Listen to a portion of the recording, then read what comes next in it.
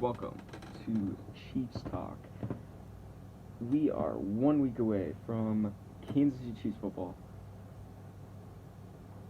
1 week away. And we're also 2 days away from the first game of the season with the Bears and the Packers as the NFL season finally, after 4 weeks of preseason, we get the real deal started. This week though in the Chiefs, we added LaShawn McCoy to already a really good running back group. So this running back by committee looks to be really good, led by Damian Williams being the starter. Then you got LaShawn McCoy and rookie Darwin Thompson. Those three guys all together should be enough for the Chiefs to have a really good running back room. Like what they already had with Darwin Thompson and Damian Williams is great. Now you add a veteran in the presence in LaShawn McCoy, who's 31 years of age, and I still think he has a lot left in the tank to be able to play for even longer than what he already has, and he is also reuniting with Andy Reid, and his 4 years in Philadelphia were probably the most successful of his NFL career, so it should be a big year for LaShawn McCoy again after having 10 years of his career having the worst year last year. So it should be definitely a big change for him because of the problems that he had with transferring to or getting Josh Allen, a rookie quarterback, last year, and their offensive line was really banged up. Now he comes into a situation where he's got MVP Patrick Mahomes as his quarterback. He's got a really good offensive line that is pretty much, other than the center, is the same as last year. So he's coming into a really good situation. As long as he can learn the offense, and he obviously he's a really smart guy. He's been in the league for 10 years, but as long as he can learn the offense, because I know the offense is definitely different from what Andy Reid had in Philadelphia. So much stuff being thrown at you in this offense. And then let's go to this week's game, where I'm assuming LaShawn McCoy will be in suit up and he'll play. As long as he'll, like I said, learn the offense this week and all that, he should be able to suit up, and I'm sure they will get him in there for some reps. But this week against Jacksonville, played Jacksonville last year. They obviously didn't have Nick Foles. They had Blake Bortles, and we beat them in Arrowhead. This time we travel to Jacksonville, Florida, to play them, and we get our first look at what Nick Foles is going to look like with the Jags this year. And the Jags defense is almost the same as it was when they made it to the AFC Championship game a few years ago. So they have all the defensive talent still there with Jalen Ramsey, AJ Boye.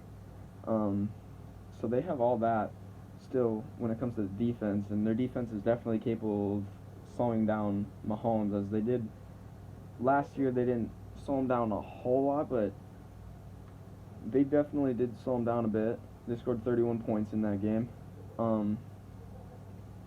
But my interest is how the Chiefs defense, like new rebuilt 4-3 defense, adding Frank Clark, Tyrann Mathieu. I know Brilliant Speaks is on IR with he tore his MCL, so he'll be out for a while. But it should be interesting to see how their defense gets their first look of the year, obviously, with all their starters, and then they get to see Nick Foles for the first time in Jacksonville. And so that's going to be really interesting to watch. I'm excited to see the defense for sure, and see how, because that's going to be the key this year. You already know Patrick Mahomes is going to be really good. Maybe not as good as last year when it comes to statistics, but he's going to win football games, and they're going to be there at the end of the year. But it's the defense that killed them last year, and all that. So seeing that is going to be, at least for the first time this year, is going to be interesting to see. instead of just watching one possession like in the preseason. You'll be able to watch them the whole game, and you'll get an idea of how they will be this year, which I think they will be better this year. Adding Frank Clark, Tyrann Mathieu, they had that attitude to the defense, and they still have Fuller. They got Quan Thornhill, who I think will start right next to Tyrann Mathieu.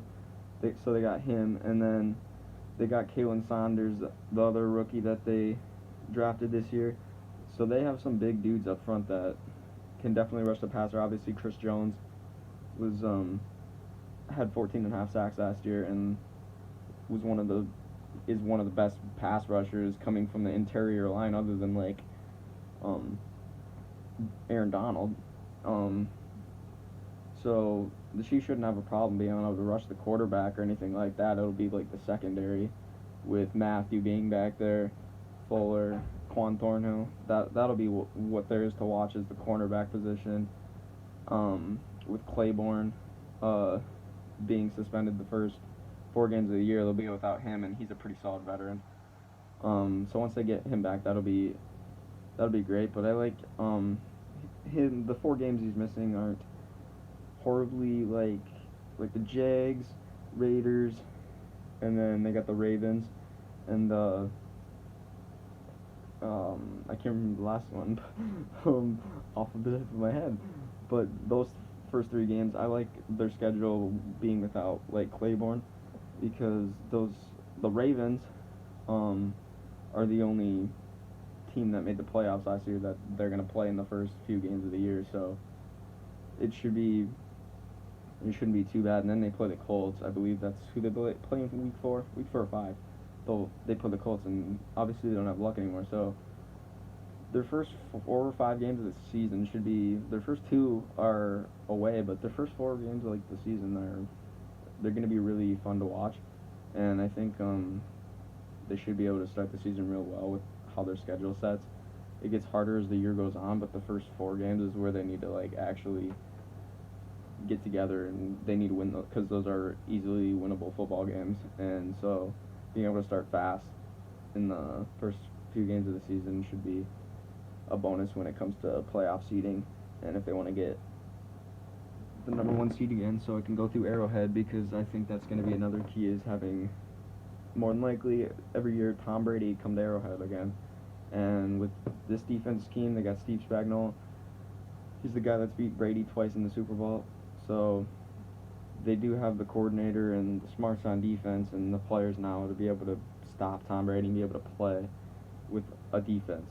It's just now the defense has to show up and show what they are capable of and what everyone kind of thinks that they're going to be like.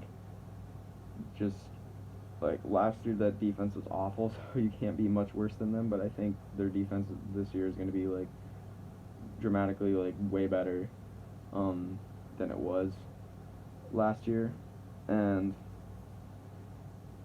so this year you're always going to come down to probably us and the Chargers, more than likely. You never know what could happen, but and I believe it'll be the Chargers and Chiefs also fighting for the AFC West again. And with this new defensive scheme, I think stopping Rivers and just stopping those players, because we have quite a bit of speed on defense, and like Tyrann Mathieu coming off the edge on like a safety blitz, it should be really fun to watch, especially against like those kind of quarterbacks. And I think they will blitz a lot this year. Because Steve Spagnuolo just is a coordinator that he does like to blitz a lot and just throw random stuff at you. So it's going to be really fun to watch in Game 1 against Jacksonville. And coming from a Chiefs fan, I believe we should win that game, and I think we're going to win it probably. My score is going to be 31-17. Is going to be my score prediction for that game. So I'm excited to watch some Chiefs football. Waited months for this. Some real Chiefs football. Just a few days away from Packers and the Bears, and then just a few more till the Chiefs and the Jags play 12 o'clock Central Time on Sunday. Peace out, guys.